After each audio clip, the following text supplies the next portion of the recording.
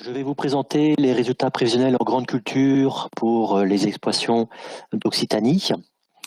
Et nous allons commencer tout d'abord par quelques éléments macroéconomiques.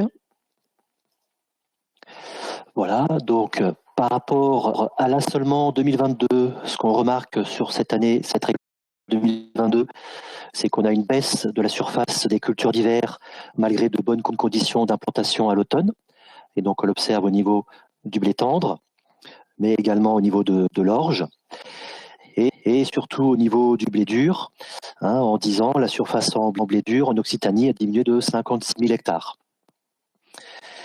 Et ensuite, l'autre caractéristique de cette année, c'est qu'on a une hausse de la surface en tournesol à 217 000 hectares, bien supérieure à la moyenne sur 5 ans, et par rapport à 2021. Ensuite, au niveau du maïs semence, la surface continue sa progression. On a une hausse de 10 000 hectares depuis 10 ans.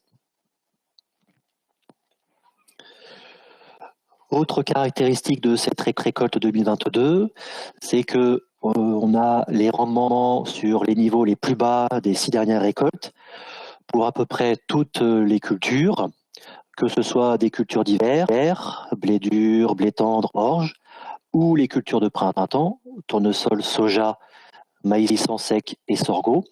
Voilà. Et seules les cultures de colza et de maïs irrigué arrivent à maintenir leur niveau de rendement par rapport à la moyenne quinquennale. Donc on voit bien là l'impact du rendement sur les récoltes.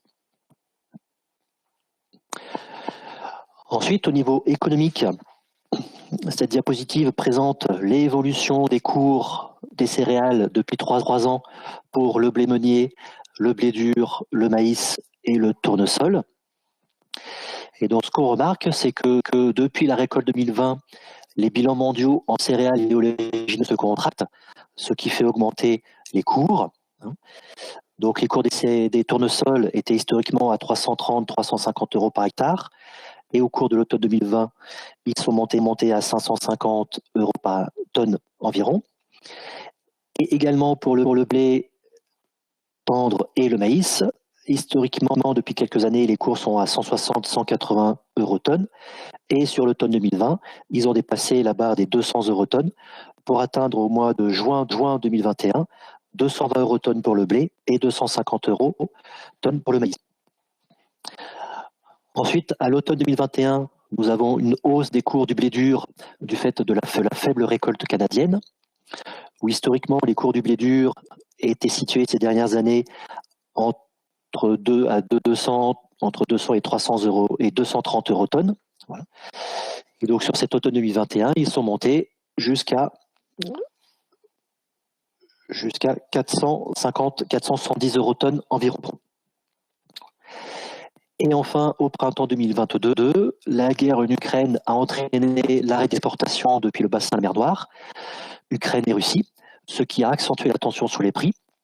Et donc avec une hausse soudaine et importante, que ce soit des prix en tournesol et des prix des céréales, où le tournesol linoléique à Bordeaux a atteint 850 euros tonne, et les tournesols oléiques ont atteint presque 1000 euros tonne. Et le prix du blé tendre a atteint un niveau de 380 euros tonne, de même que le maïs. Depuis cet automne, les cours ont tendance à se rétracter, mais restent sur des niveaux élevés.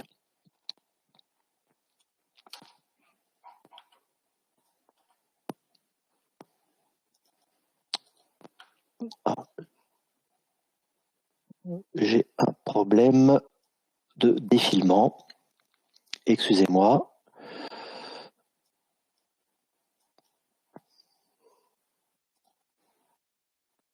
Je vais recommencer.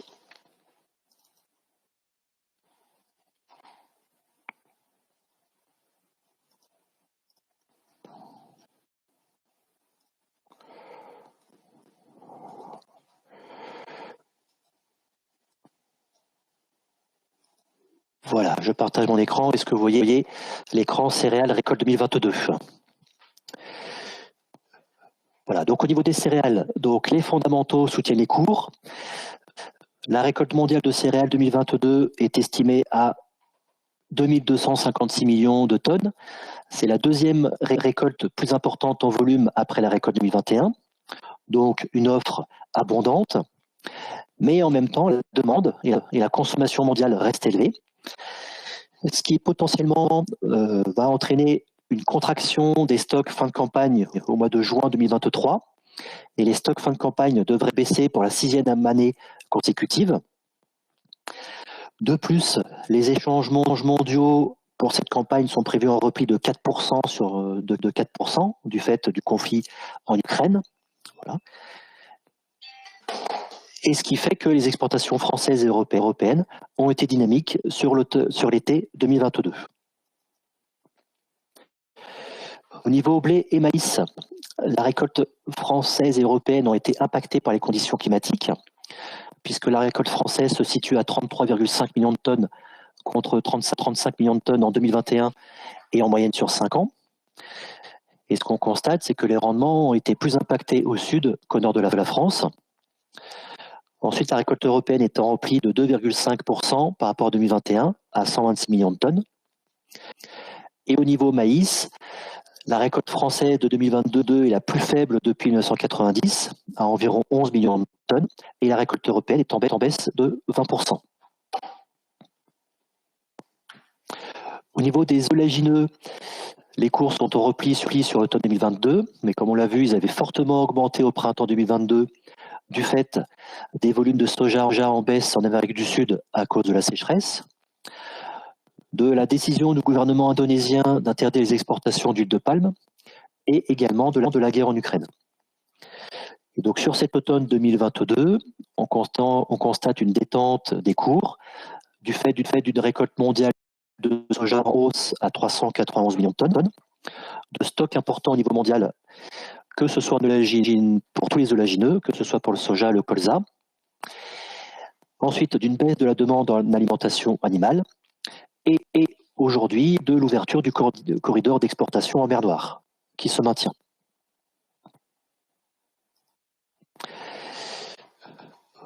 Les récoltes d'oléagineux au niveau français et européen, donc la récolte de tournesol, la récolte française est estimée à 1,8 million de tonnes, en hausse de 20% par rapport à la moyenne quinquennale sur 5 ans, mais en léger retrait par rapport à 2021, où l'année dernière on avait observé de très très bons rendements en tournesol.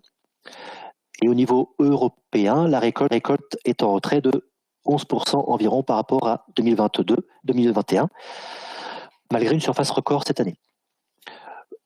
Au niveau colza, c'est la bonne surprise de l'année, avec une récolte française très bonne à 4,5 millions de tonnes, plus 10% par rapport à la moyenne quinquennale, et une récolte européenne en hausse du fait de beaux rendements. Au niveau maïs-semences, là vous avez en haut un tableau qui récapitule l'évolution des surfaces en maïs-semences, que ce soit en France et en Occitanie, depuis 4 ans. Et donc on a une hausse continue des surfaces maïs-semences du fait de la demande des semenciers. Voilà. Donc la progression des surfaces a continué sur 2022. Mais les résultats techniques de la récolte 2022 ont été très mauvais, car il y a eu une succession de 4 vagues de chaleur qui ont entraîné des problèmes de fécondation plus longtemps. Ce qui fait qu'en moyenne, les rendements objectifs ont été atteints aux environs de 60-65%, mais avec des variations très, très importantes entre parcelles et entre génétiques. Et donc les caisses de risque et les semenciers ont décidé, il y a eu un mouvement général pour remonter la rémunération des producteurs à 85% du rendement de référence. Et l'hiver dernier, il y avait eu des négociations interprofessionnelles qui ont engendré une revalorisation de la rémunération de base de 800 € par hectare.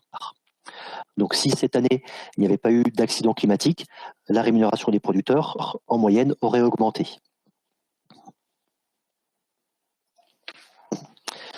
Nous arrivons sur nos prévisions avec tout d'abord les hypothèses de prix. Donc les prix ont été estimés début octobre 2022, voilà, avec une hypothèse de prix mini, moyen et maxi.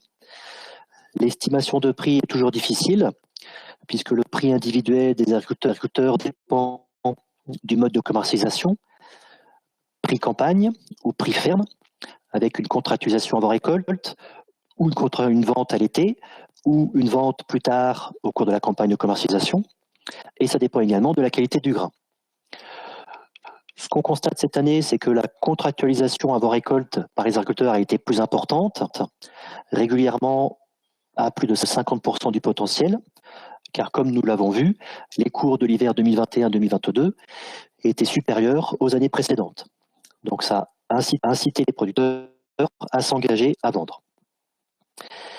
Et donc cette année, en fait, les prix mini, moyen, maxi sont fortement corrélés à la politique de commercialisation de l'agriculteur et donc au pourcentage de vente et de contractualisation avant ou après mars 2022.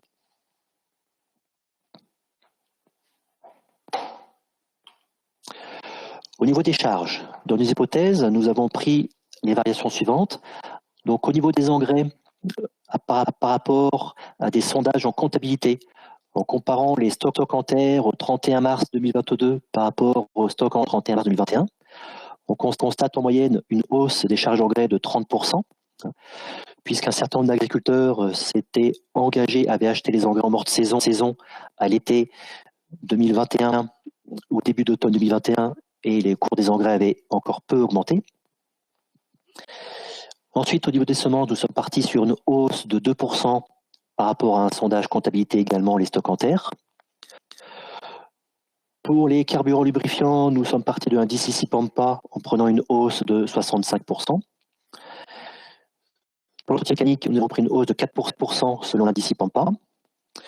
Pour les travaux par tiers, travaux par entreprise, ETTA ou CUMA, nous sommes partis sur une hausse de 8% par rapport à des sondages terrain, par rapport aux prix et aux hausses de prix envisagées par les ETA.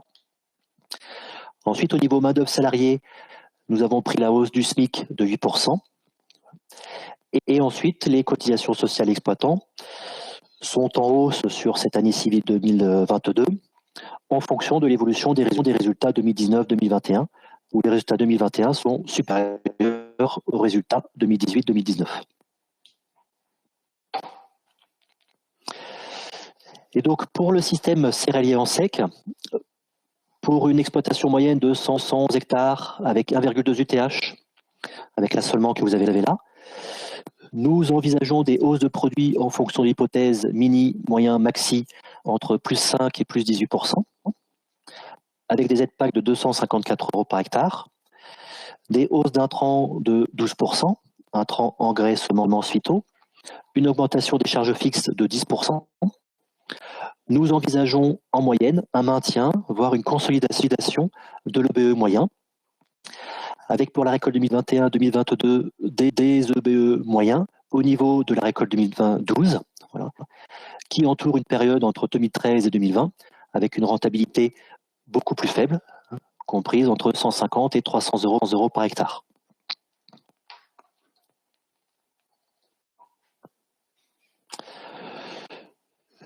Ce qu'on remarque cette année, ce qui est encore plus prégnant, c'est que dans les chiffres précédents, on vous a présenté une variabilité en fonction de la commercialisation des prix de vente.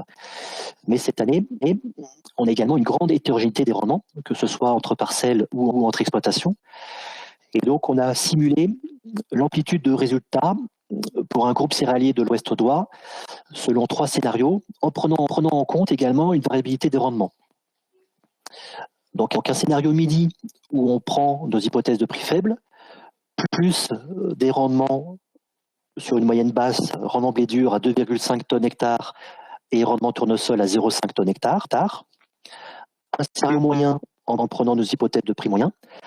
Les rendements blé dur et tournesol moyen de l'Aude à 3,6 tonnes pour le blé dur et 1,2 tonnes hectare pour le tournesol.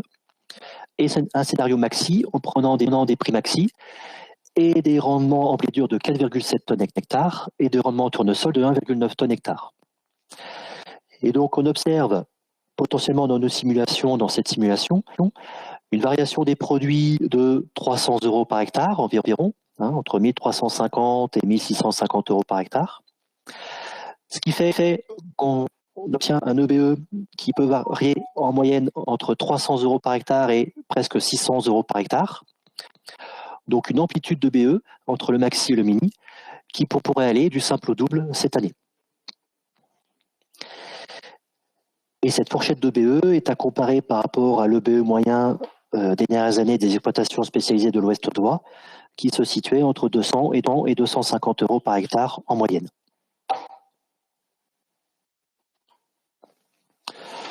Pour le groupe céréalier irrigant, avec une surface moyenne de 115 hectares, une main-d'œuvre de 1,4 UTH, nous constatons une variation des produits entre plus 2 et plus 15% suivant les hypothèses de cours, des ZPAC de 279 euros par hectare, une hausse des intrants de 14%, une hausse des charges fixes de 10%, et donc potentiellement un maintien de l'EBE sur la récolte 2022 par rapport à la récolte 2021, et au niveau également de la récolte 2012.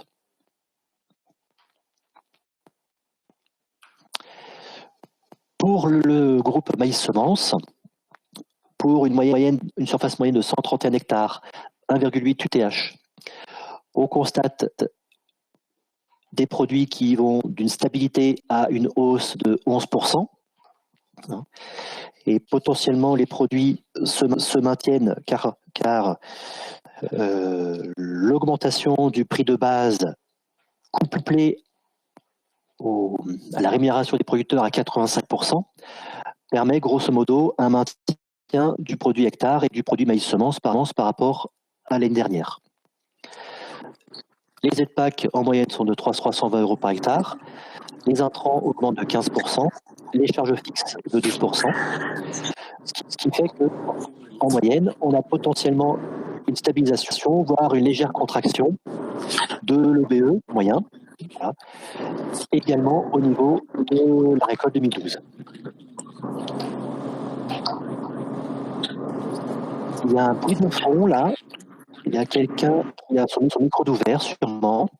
Voilà, merci beaucoup. Je les coupe. Hein.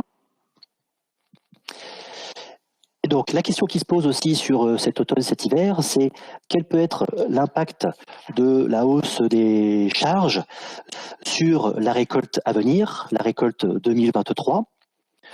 Donc nous avons fait une simulation, hein, ça reste une simulation, et ça donne une tendance.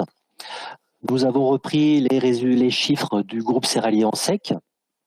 Voilà.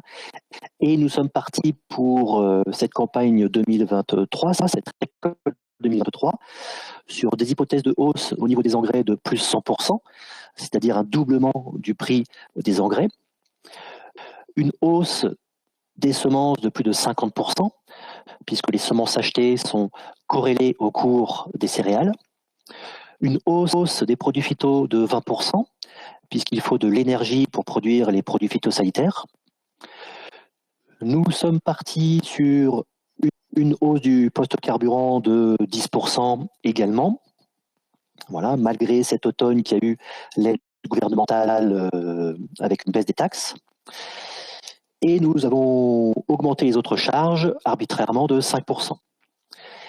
Et avec ces hypothèses, avec un assolement constant, un itinéraire technique constant, par rapport à des charges globales de 1 300 euros par hectare, qui prennent en compte les charges d'exploitation, les annuités et les prélèvements privés, on peut observer potentiellement une hausse des charges d'environ 320 euros par hectare, soit 25%. Et donc ça nécessite d'avoir un fonds de roulement suffisant pour faire face à cette hausse du besoin en fonds de roulement pour engager les charges de la récolte 2023.